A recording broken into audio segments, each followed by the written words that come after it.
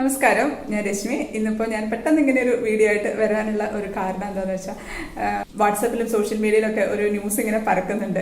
Home baker's ഒക്കെ സൂക്ഷിക്കുക, ഇനി മുതൽ ലൈസൻസ് ഇല്ലാതെ ബേക്കിംഗ് ബിസിനസ് ഒക്കെ നടത്തിയിട്ടുണ്ടെങ്കിൽ 50,000 രൂപ വരെ പിഴയും 3 മാസം തടവും ഒക്കെ ഉണ്ടാവും എന്നൊക്കെയാണ് പറഞ്ഞിട്ടുള്ളത്. അപ്പോൾ അത് കണ്ട് ഒരുപാട് പേര് എനിക്ക് മെസ്സേജ് ആയിട്ടും കമന്റ് ആയിട്ടും മെയിലായിട്ടും ഒക്കെ ചോദിക്കുന്നുണ്ട് ഇതെന്താണെന്ന് അറിയാൻ വേണ്ടിയിട്ട്. ശരിക്കും പറഞ്ഞാൽ എല്ലാവരും ഒന്ന് പേടിച്ചിട്ടുണ്ട് ഇത് കണ്ടിട്ട്.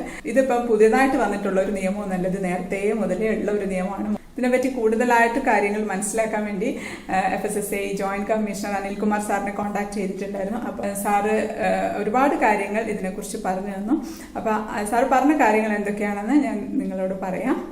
നമ്മൾ ഉണ്ടാക്കുന്ന പ്രൊഡ്യൂസ് പുറത്തേക്ക് കൊടുക്കുക. നമ്മളിപ്പോൾ എന്ത് ഭക്ഷണ സാധനങ്ങൾ ഉണ്ടാക്കി പുറത്തോട്ട് കൊടുത്താലും അത് കൺസ്യൂമർ ലോ പ്രകാരവും FSSAI ആക്ട് പ്രകാരവും ഉണ്ടാക്കി കൊടുത്ത ഭക്ഷണ സാധനത്തിന്റെ പൂർണ്ണ ഉത്തരവാദിത്വം പ്രൊഡ്യൂസർക്കാണ്. അതായത് ഉണ്ടാക്കി പുറത്തേക്ക് കൊടുത്ത ആൾക്കാണുള്ളത്. ആ ഒരു ഭക്ഷണ സാധനം സേഫ് ആയിട്ടാണ് കൊടുക്കുന്നത് എന്ന് ഉറപ്പുവരുത്തേണ്ട ഉത്തരവാദിത്വം ഗവൺമെന്റിനാണുള്ളത്. അങ്ങനെ ഉറപ്പുവരുത്താനുള്ള ഒരു നിയമമാണ് FSSAI ആക്ട്. അപ്പൊ ഈ ഒരു ആക്ട് ഇപ്പൊ പുതുതായിട്ട് വന്നതല്ല, നേരത്തെ ഉള്ളതാണ്. 2006 ആദ്യമായിട്ട് നിലവിൽ വന്നത് FSSAI ആക്ട് ആയിരുന്നു. അത് കഴിഞ്ഞ് 2011 അത് FSSAI ആക്ട് ആയിട്ട് നിലവിൽ വന്നതാണ്. അപ്പൊ സാറ് പറഞ്ഞത് ഇത്രയേ ഉള്ളൂ. നമ്മളിപ്പോൾ എന്ത് ഭക്ഷണ സാധനം ഉണ്ടാക്കി പുറത്തോട്ട് കൊടുക്കുകയാണെങ്കിൽ, നമ്മുടെ വീട്ടിനുള്ളിൽ ആവശ്യത്തിനല്ലാതെ നമ്മൾ ഭക്ഷണം ഉണ്ടാക്കിയിട്ട് പുറത്തേക്ക് കൊടുക്കുകയാണെന്നുണ്ടെങ്കിൽ അതിനൊരു രജിസ്ട്രേഷൻ വേണം. ഈ ആക്ട് പ്രകാരം 2 തരത്തിലുള്ള ലൈസൻസാണ് ഉള്ളത്. ഒന്ന് ലൈസൻസും മറ്റേത് രജിസ്ട്രേഷനും. ഇപ്പൊ 12 ലക്ഷം രൂപ കൂടുതൽ വാർഷിക വരുമാനമുള്ള, അതായത് നമ്മളിപ്പം സെയിലൊക്കെ നടത്തി ഒരു വർഷം അതിന് 12 ലക്ഷത്തിൽ കൂടുതൽ വരുമാനം ഉണ്ടെങ്കിൽ മാത്രം ലൈസൻസ് എടുത്താൽ മതി. അതിപ്പം ഹോട്ടൽ ബിസിനസ് നടത്തുന്നവർ അല്ലെങ്കിൽ റെസ്റ്റോറൻറ്റ് ഒക്കെ ഉള്ളവർക്ക് മാത്രമേ അത് ബാധകമാവുള്ളൂ. ഇപ്പം ഹോം ബേക്കേഴ്സും ഇപ്പം അല്ലാത്ത ഭക്ഷണ സാധനങ്ങൾ വിതരണം ചെയ്യുന്നവർക്കൊന്നും അതൊന്നും ബാധകമല്ലാതെ രജിസ്ട്രേഷൻ മാത്രം എടുത്താൽ മതി. അപ്പോൾ ഈ ഒരു രജിസ്ട്രേഷൻ എടുക്കാനായിട്ട് വെറും 100 രൂപയുടെ ചിലവേ വരുന്നുള്ളൂ. ഇതിപ്പോൾ വീട്ടിൽ തന്നെ വെച്ച് ഓൺലൈനായിട്ട് നമുക്ക് ചെയ്യാവുന്നതേ ഉള്ളൂ. ഇപ്പോൾ വീട്ടിലൊക്കെ വെച്ച് ഓൺലൈനായിട്ട് ചെയ്യാൻ അറിയാത്തവർക്കാണെങ്കിൽ അക്ഷയ കേന്ദ്രമുണ്ട്. അവിടെ പോയി കഴിഞ്ഞാൽ അവർ നമുക്ക് വേണ്ടി ഓൺലൈനായിട്ട് ചെയ്തു തരും.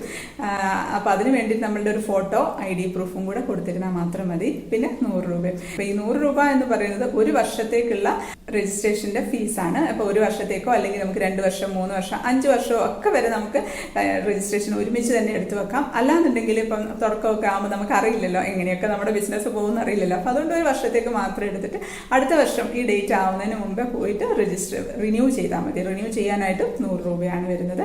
ഇപ്പോൾ ഓൺലൈനായിട്ട് രജിസ്ട്രേഷൻ നടത്താനായിട്ട് ചെറിയൊരു തടസ്സമുണ്ട്. രണ്ടാഴ്ചത്തേക്ക്. അപ്പോൾ സോഫ്റ്റ്വെയർ അപ്ഡേഷനൊക്കെ നടക്കുന്നുണ്ട്. ഇപ്പം നടത്താൻ പറ്റാതെ നിർത്തി വെച്ചിരിക്കുകയാണ്. അപ്പോൾ ഓൺലൈനായിട്ടും അക്ഷയയിലും എവിടെ പോയാലും ഇപ്പം ചെയ്യാൻ പറ്റില്ല. 2 ആഴ്ച കഴിഞ്ഞിട്ട് മാത്രം ചെയ്തിരുന്നാൽ മതി എന്നാണ് പറഞ്ഞത്. അതുകൊണ്ട് ആരും പേടിക്കേണ്ട ആവശ്യമില്ല. ഇത് പേടിക്കേണ്ട ഒരു കാര്യമുള്ള ഒരു കാര്യമല്ല. സാറ് പറഞ്ഞത് എന്താണെന്ന് വെച്ചാൽ, ഇപ്പോൾ ഈ ലോക്ക്ഡൗണും കാര്യങ്ങളൊക്കെ ആയതുകൊണ്ട് ഒരുപാട് പേര് ഹോം ബേക്കിങ്ങിലേക്കും അല്ലാതെ ഭക്ഷണ സാധനങ്ങൾ ഉണ്ടാക്കി കൊടുക്കുന്നതിലേക്കൊക്കെ തിരിഞ്ഞിട്ടുണ്ട്. കാരണം അവരൊക്കെ ഉപജീവനത്തിന് വേണ്ടിയിട്ടാണ് ഇതൊക്കെ ചെയ്യുന്നതെന്ന് ഞങ്ങൾക്കറിയാം. അതുകൊണ്ട് ആരെയും ഉപദ്രവിക്കാൻ വേണ്ടിയിട്ടുള്ള ഒരു കാര്യമൊന്നുമല്ല ഇത്. നമ്മൾ പക്ഷേ ഭക്ഷണ സാധനങ്ങൾ ഉണ്ടാക്കി കൊടുക്കുന്നത് സേഫ് ആണെന്ന് ഉറപ്പുവരുത്താൻ വേണ്ടി മാത്രമായിട്ടുള്ള ഒരു നിയമമാണിത്. അതിനുവേണ്ടി മാത്രമാണ് ഈ ഒരു പണിഷ്മെന്റ് വെച്ചിരിക്കുന്നത്. 50,000 രൂപയും 3 മാസം എന്നൊക്കെ പറഞ്ഞിരിക്കുന്നത്. പിന്നെ വേറൊരു കാര്യം എന്താണെന്ന് വെച്ചാൽ, ഇതിപ്പോൾ നമ്മളിപ്പോൾ നമ്പർ എടുത്തിട്ടില്ല, ഉടനെ തന്നെ നമ്മൾക്ക് ഇതൊന്നും അടക്കേണ്ടതായിട്ടൊന്നും വരില്ല.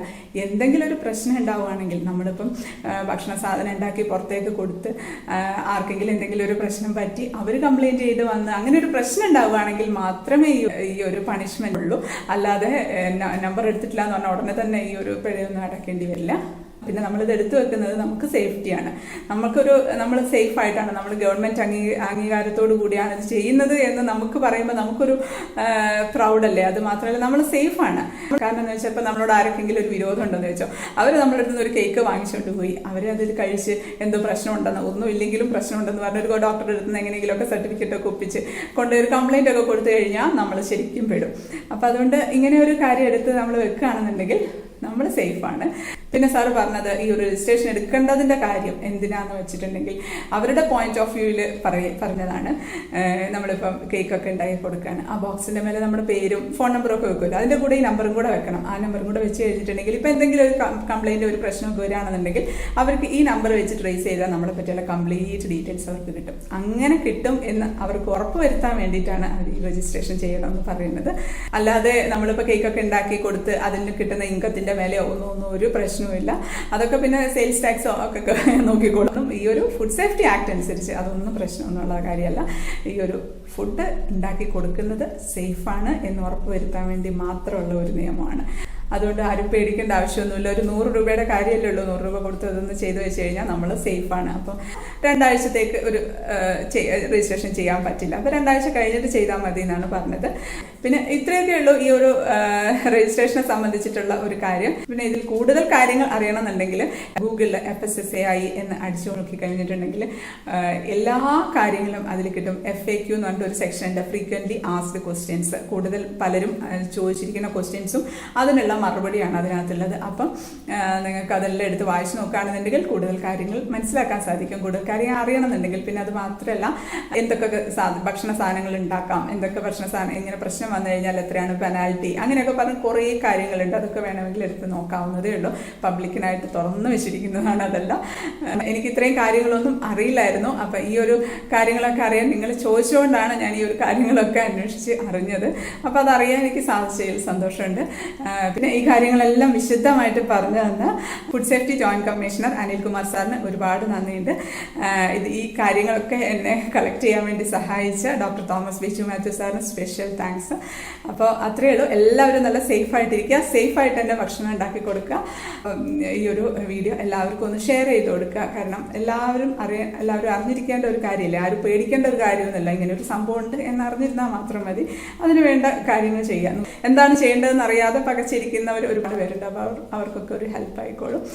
അപ്പോൾ അത്രയേ ഉള്ളൂ. ഈ ഒരു വീഡിയോ ഇഷ്ടപ്പെട്ടു എന്ന് വിശ്വസിക്കുകയാണ്. ഇഷ്ടപ്പെട്ടാൽ ലൈക്ക് ചെയ്യാനും കമൻറ്റ് ചെയ്യാനും ഒന്നും മറക്കല്ലേ. സബ്സ്ക്രൈബ് ചെയ്യാത്തവർ ഒന്ന് സബ്സ്ക്രൈബ് ചെയ്തേക്കണേ. അപ്പോൾ നമുക്ക് അടുത്തൊരു അടിപൊളി റെസിപ്പി ആയിട്ട് കാണാം. അതുവരേക്കും stay happy, stay positive. By.